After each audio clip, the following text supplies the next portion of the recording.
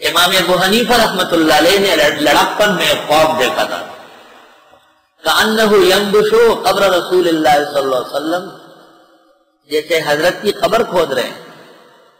بڑا ڈراؤنا خواب تھا۔ حضرت کے دادا امام ابن سیرین کے پاس گئے، ابن سیرین کو کہا کہ میرے پوتے نے خواب عجیب دیکھا ہے۔ انہوں نے کہا یہ بچہ بڑا ہو کر علم میں یکتا ہوگا، اس سے پہلے اور اس کے بعد قیامت تک اس جیسے عالم کوئی نہیں ہوگا۔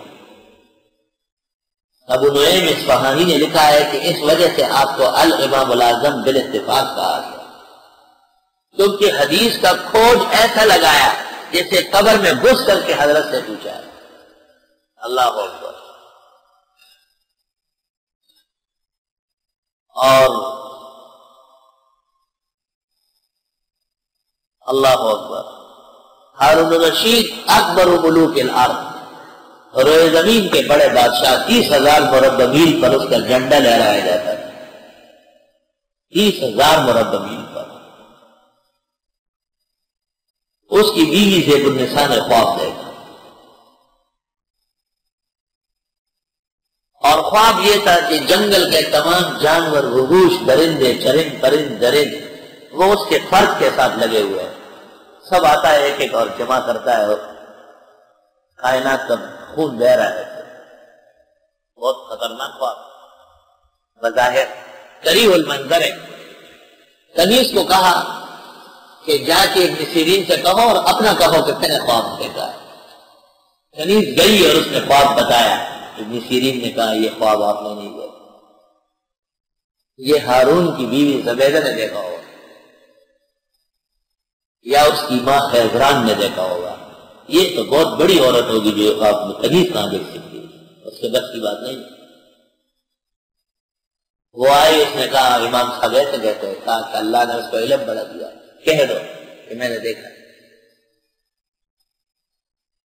امام ابن سیرین نے تعبیر دی کہ اللہ بیگم صاحبہ سے ایسی خیر کا کام لے گا کہ اس سے انسان تو کیا جنگل کے جانور بھی سیراب ہو جائے۔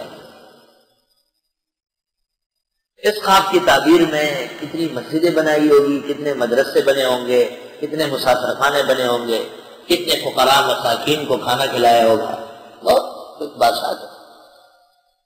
ایک رات کو زبیدہ اپنے پلنگ پر ہے اور ہارون اپنے پلنگ پر ہے، اور آسمان نیلگوں ہے، مطلع صاف ہے، ستارے جگمگا رہے ہیں، ٹھنڈی ہوا ہے، بہترین آرام دہ قسم کی فضا ہے۔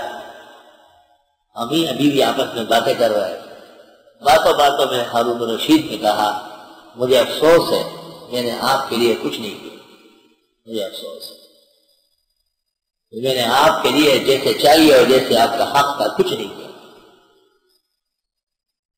زیب النساء نے کہا بادشاہ سلامت، آپ نے بہت کوشش کی اور بڑے سونے اور چاندی کی نہریں بہائی، لیکن ایک بات سے مجھے صدمہ ہے اور مجھے بہت غم ہے کہ حج کے موسم صرف ایک زمزم کا کنواں ہے، وہ بھی مکہ میں، مینا میں، عرفات، مزدلفہ میں حجاج اور جانور، ان کے اونٹ اور گھوڑے زبان باہر نکلی ہوئی ہے، کوئی انتظام نہیں۔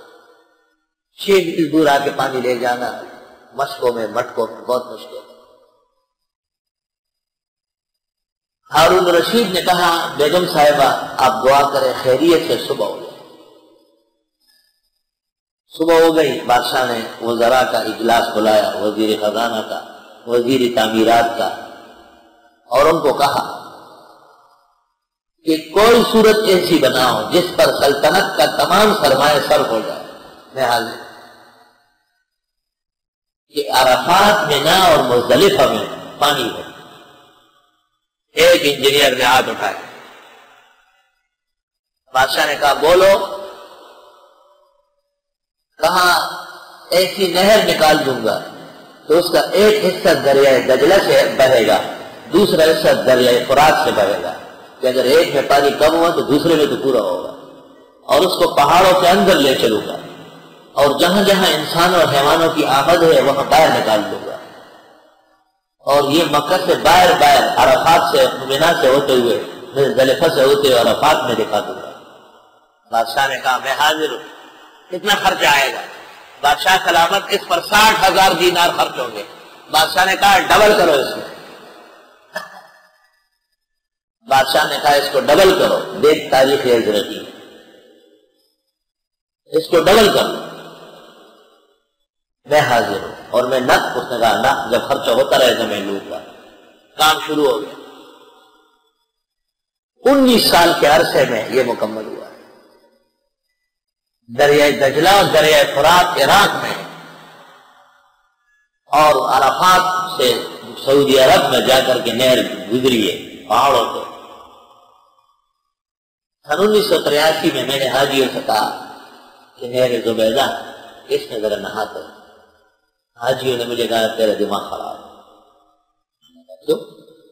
ہماری اماں جان حضرت زبیدہ کی یاد میں یہ کھودا گیا ہے، اس کا حق نہیں ہے.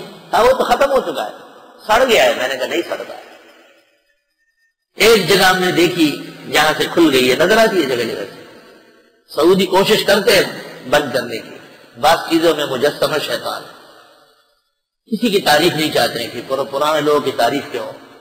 بھائی بزرگوں کے یادگار ہے، رہنے دیں اس کو.